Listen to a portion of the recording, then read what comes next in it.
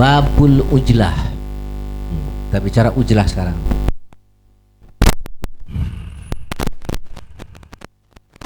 Waktu 20 menit lagi.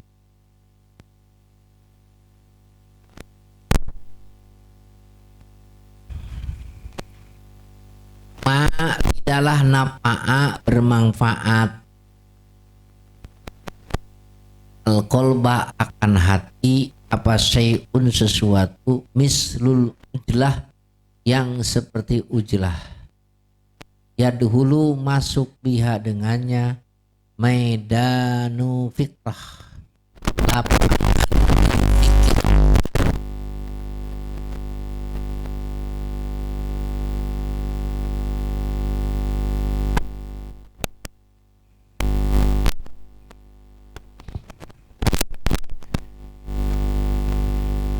Nah,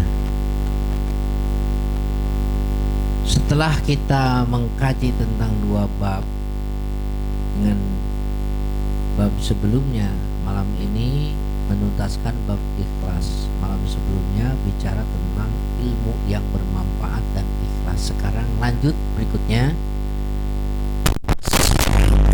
Ingin menjadi kekasih Allah maka harus diusahakan senantiasa berujlah. Apa ujlah itu? Ujlah itu aya nama istilahnya sudah sangat familiar. Ujlah itu isolasi. Ketika orang mengisolasi dirinya, ya, kenapa kamu isolasi? Karena saya kena virus. Terus ya tujuannya supaya orang lain tidak terkena virus. Itulah yang disebut dengan ujlah. Paham gak? Kemarin siapa yang positif kena? Nah ketika positif kena, ya masuk ke dalam satu ruangan, di situ tidak boleh berinteraksi dengan yang lain. Itulah yang disebut dengan apa? Ujlah. Jadi ujlah kalau sekarang gimana? Isoman, isolasi mandiri. Kenapa kok isolasi? Karena sedang terkena virus. Begitu ujlah teh. Adek jangan dibalik, awas jangan dibalik. Kenapa kamu ujlah? Karena orang lain terkena virus, saya tidak mau terkena. Itu sombong. Ya, ujlah begini. Kenapa kamu ujlah? Isolasi. Saya mah. Nah hatinya ya, dia ngomongkan merasa sering berbuat dosa, kecil, besar juga kadang-kadang.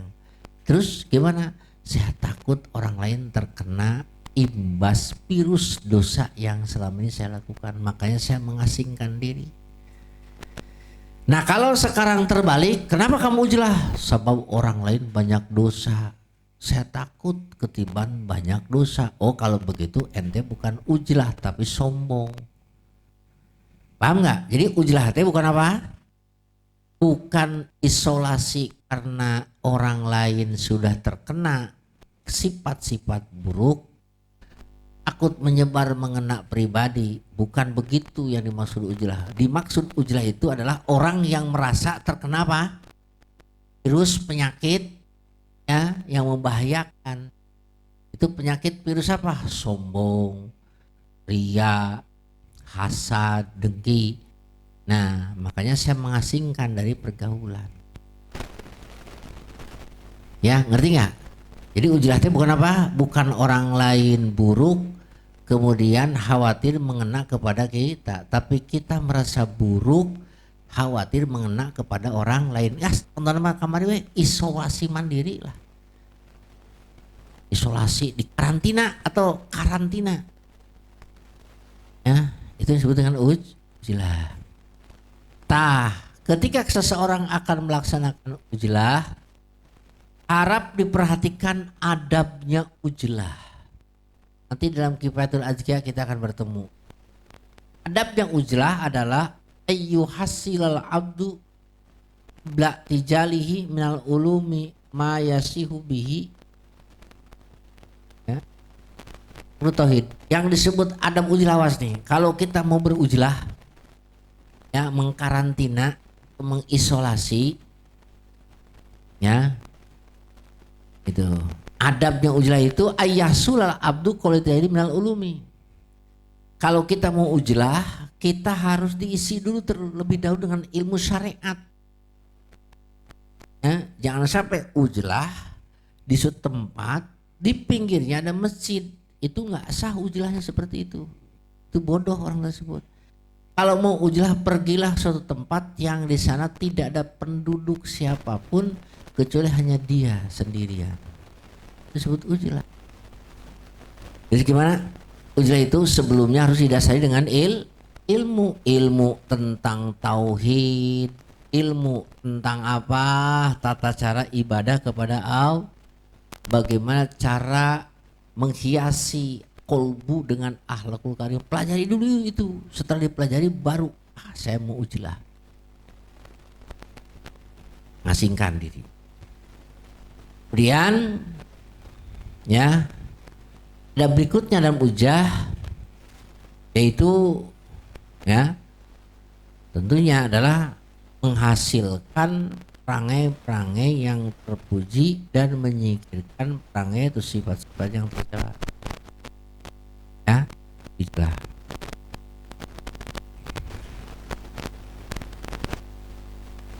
Ya, lanjut. Mana fa'al qalba? Ini kalian santri itu sedang ujlah sebenarnya.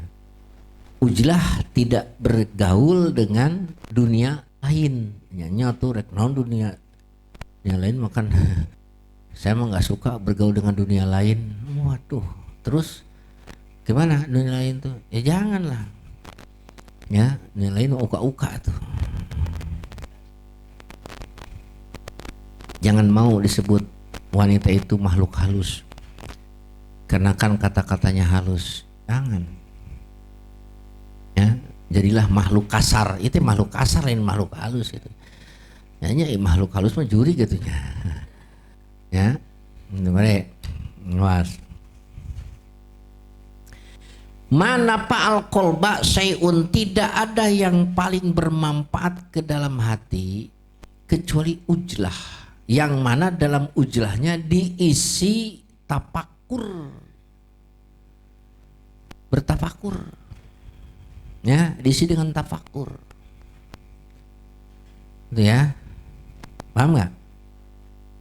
Jadi kalau kita sekarang berujlah mengasingkan diri, hati-hati, itu suka jadi jebakan Batman, diserang sana sini oleh siapa? Oleh setan dan nafsu. Nah, oleh karena itu ya, ketika kita berujlah supaya tidak dimasuki ya itu hal-hal yang buruk, maka harus diisi dengan tafakur. Oleh karena itu Imamul Ahdal mengatakan manusia di dalam ujlah itu terbagi 3. Satu, orang yang berujlah supaya selamat, ya selamat. Nah, kalau ujlahnya supaya selamat, syaratnya harus dikosongkan hatinya dari berburuk sangka. Ini orang yang mengasingkan diri tujuannya untuk selamat. Syaratnya harus orang lain itu selamat dari perbuatan buruk sangkanya. Yang kedua, ada orang yang mengasingkan diri supaya mendapatkan keuntungan, yaitu orang yang senantiasa diam. Mulajamatus sumti walju, lapar, wasahar. Itu ada orang yang berujlah itu tujuannya untuk apa? Mendapatkan keuntungan.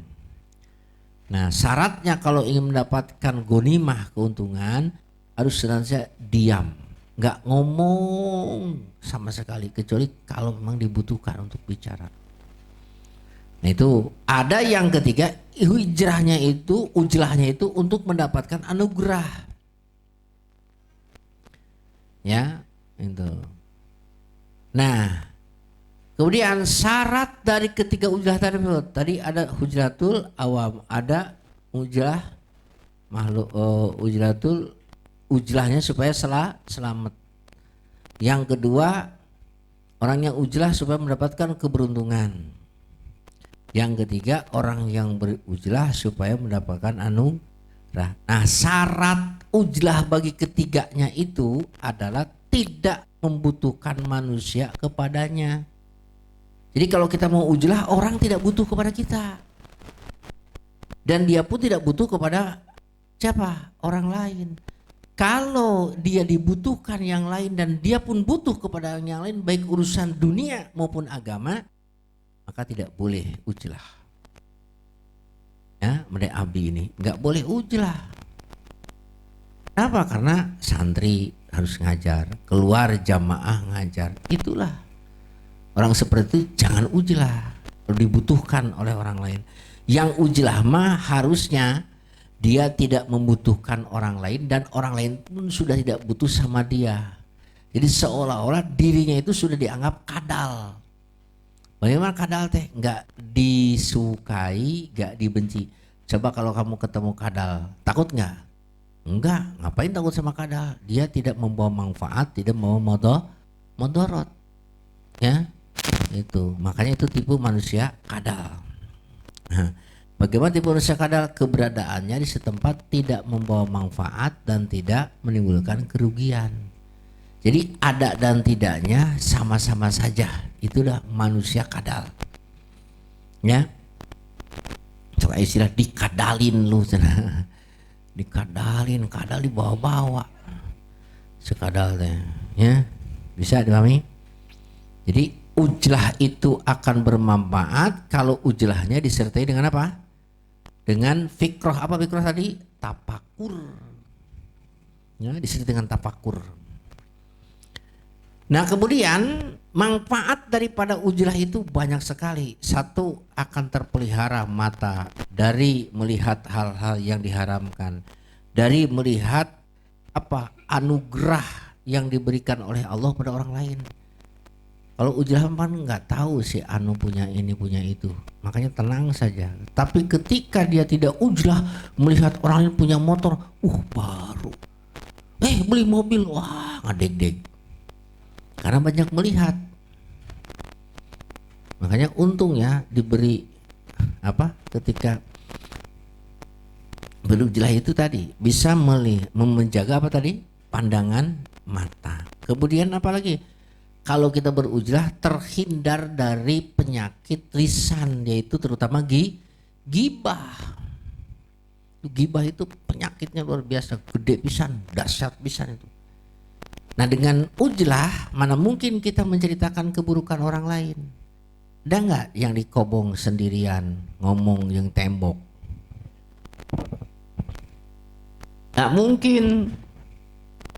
Ya, orang ujlah menceritakan keburukan orang lain. Kalaupun toh menceritakan keburukan orang lain ketika dalam sendirian memual dosa. Dosa kumaha ngomong yang tembok sorangan jal. Bisa saya kumaha ya sana. Udah bagus, mainan nanya, mainan nggak jawab. Nggak mungkin kan menceritakan keburukan orang lain. Matak aman dari dosa. Kalau mau menceritakan keburukan, sendirilah di dalam kamar, ataupun di kamar tidur, kamar mandi. Sama di kamar mandi ngomongnya sorangan. Nya pikir-pikir. Tata gara-gara nyaut, naon deh ya, ngomong sorangan. Ya, nah itu. Jadi manfaatnya ujlah itu terhindar dari perbuatan maksiat, baik maksiat mata, maksiat lisan. Kemudian juga dengan ujlah kita akan terhindar dari sifat toma. Apa toma itu? Mengharapkan pemberian dari orang lain, ya itu akan terhindar tuh toma. Kenapa? Karena tidak mungkin mengharap orang lain, toh yang di situ hanya ada dia dengan tembok. Masa ia mengharapkan pemberian orang lain? Ya, bisa dipahami? Nah, jadi ujlah yang baik itu adalah ujlah yang disertai dengan apa tadi? Ujlah yang disertai dengan midanu fitrah, yang disertai dengan tafakur. Jadi kalau ujlah tidak disertai dengan tawakur, hati-hati, dia akan terkena virus, ya, itu virus yang membahayakan diri sendiri. Ya, tinggal in wujudaka fi adil humul, wallahu alam bisawab. Ya mah bisa dinadomkeun da tos sakitulah.